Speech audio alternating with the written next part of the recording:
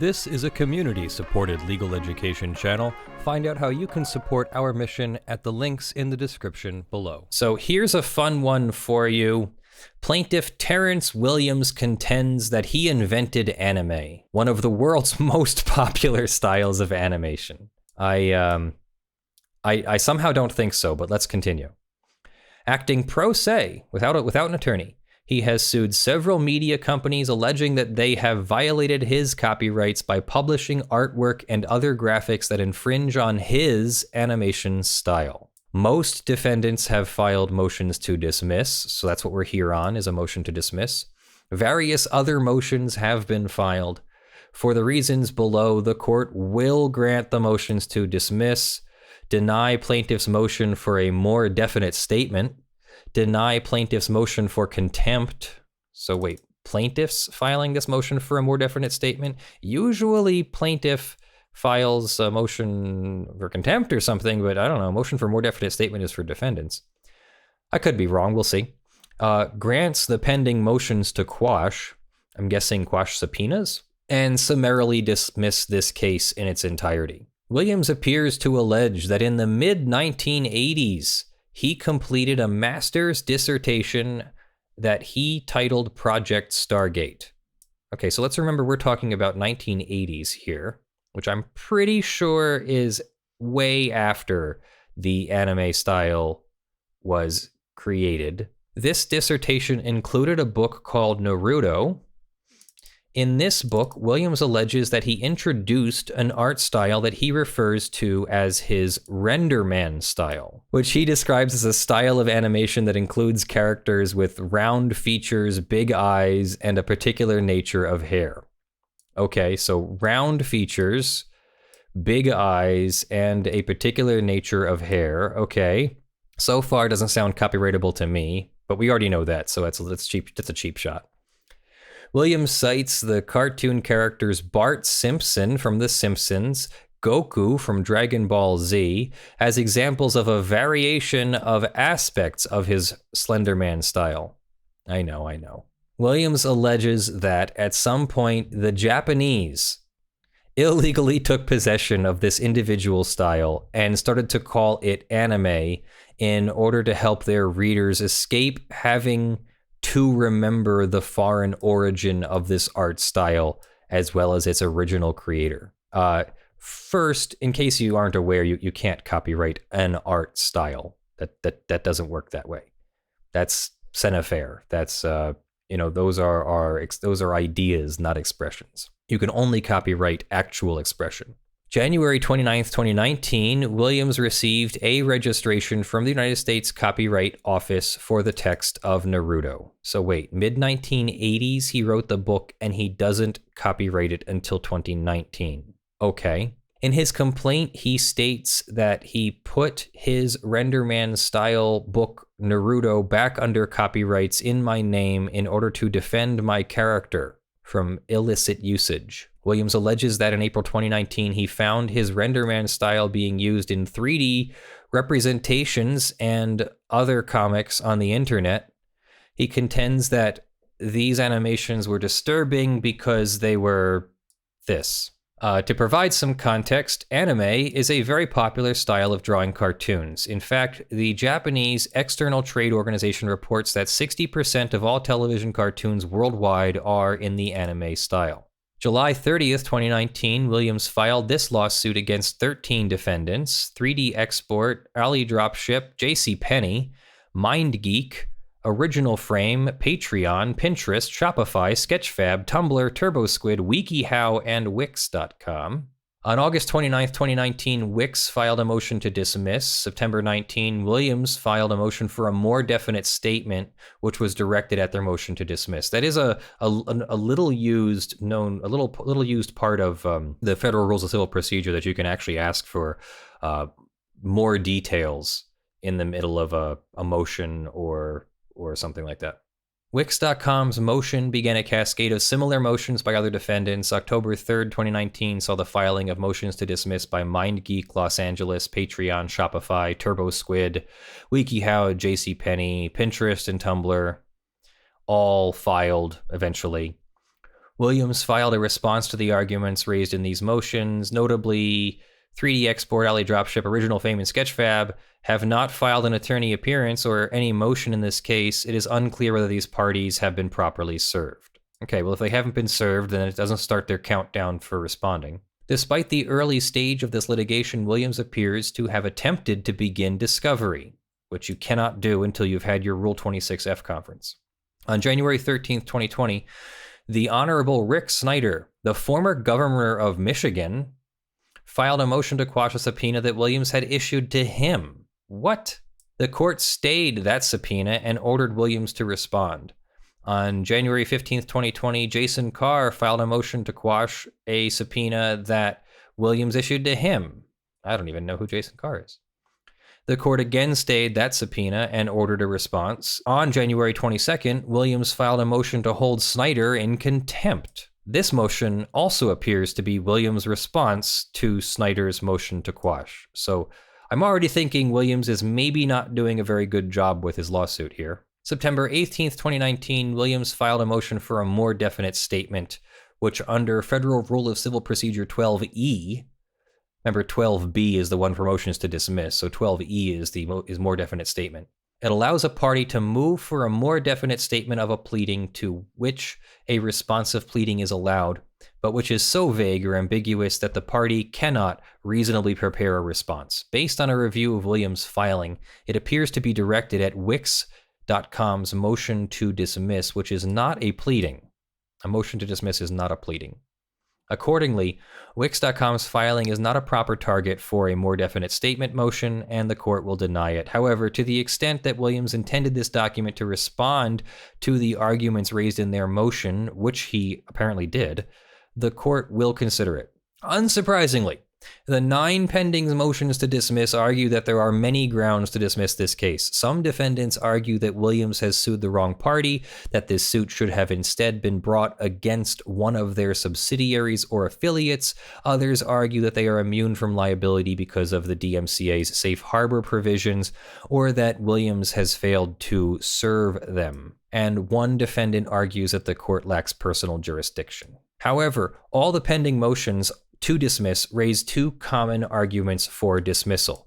1, Williams has failed to adequately plead ownership of his alleged copyrights, and Williams has failed to identify any infringing work. Because the disposition of these arguments would dispose of all pending motions to dismiss, the court will decide these motions on these grounds.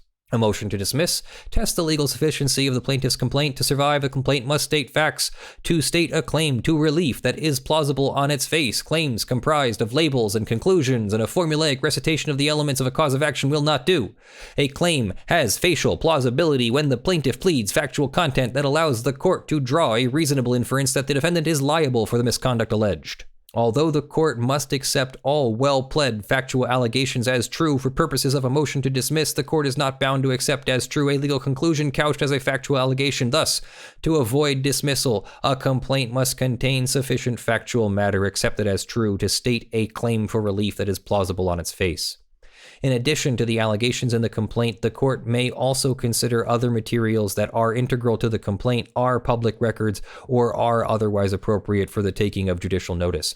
Although a pro se litigant's complaint is to be construed liberally, that leniency is not boundless. Pro se complaints must still plead facts sufficient to show a redressable legal wrong has been committed, or a remediable, not just that there's been a wrong, but that there's a law and the law has a remedy. That if the guy's right, there's even a remedy. Copyright infringement lends itself readily to abusive litigation, since the high cost of trying such a case can force a defendant who might otherwise be successful in trial to settle in order to avoid the time and expenditure of a resource-intense case. Therefore, greater particularity in pleading through showing plausible grounds is required. Showing plausible grounds means pleading enough facts to raise a reasonable expectation that discovery will reveal evidence of copyright infringement. To establish copyright infringement, 2 elements must be proven.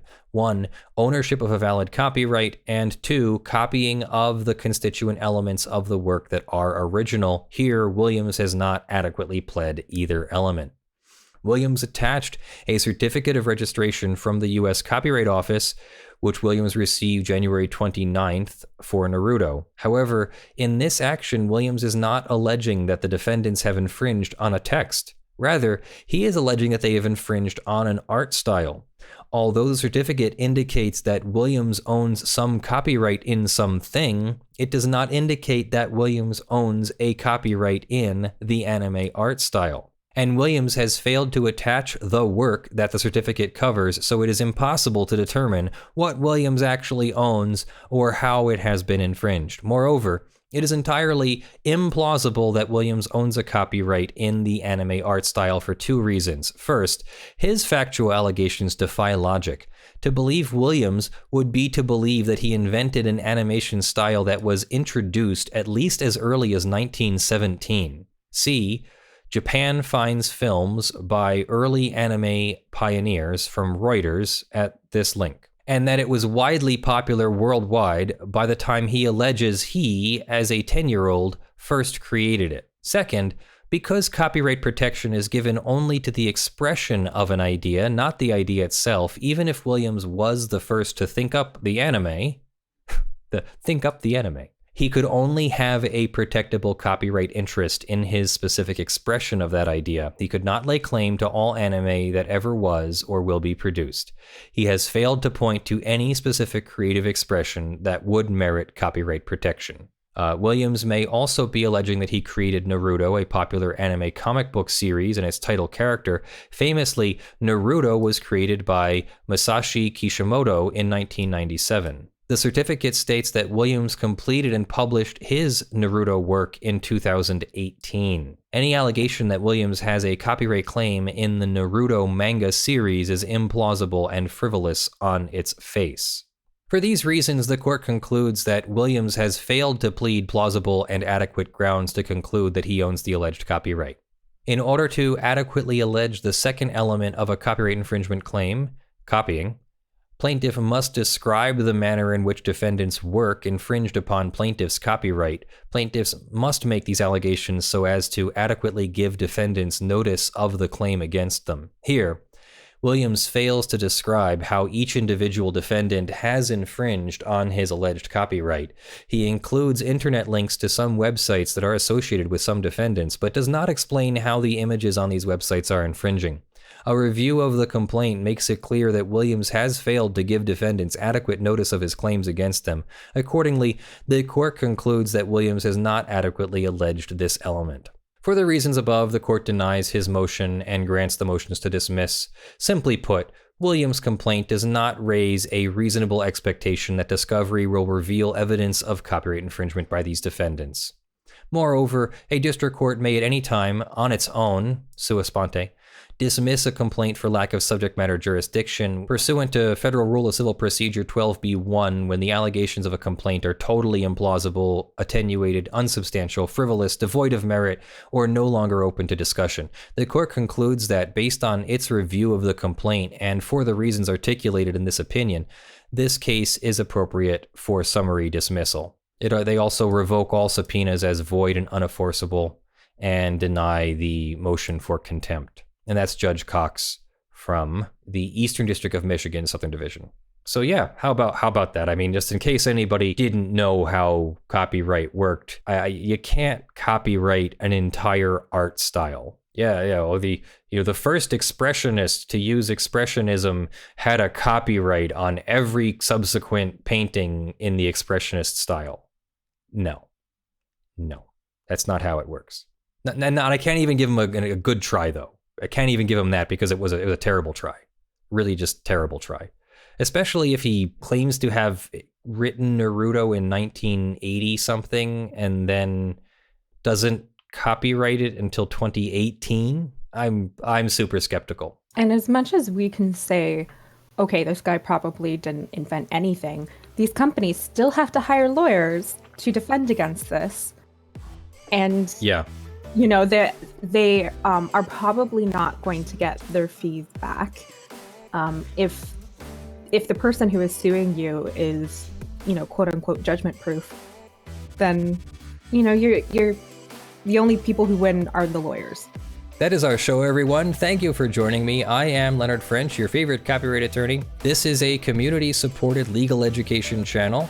We would not exist without your financial support. Please do consider donating on a monthly basis to our channel at patreon.com/ljfrench and sponsus.com/law. In the month of February, our $50 plus supporters are Aspernari, Video Demonetized, John Steele, Gavin Barnard, Eevi, Kyle Mudrak, Michael Pearce, Spirit Bear, Jan Negrey, Daniel Perez, Blackleaf, Joe Tyson, Benjamin Hitov, Steven, Q Grills in your area, Ottah, Kysal, and Longreach Jones. And the $5 plus supporters will be scrolling on the screen in front of me, and you will all be in the description of the videos below. Really appreciate you all. I'm gonna go rest up. Hopefully I'll feel better very soon, and I'll see you in the next video.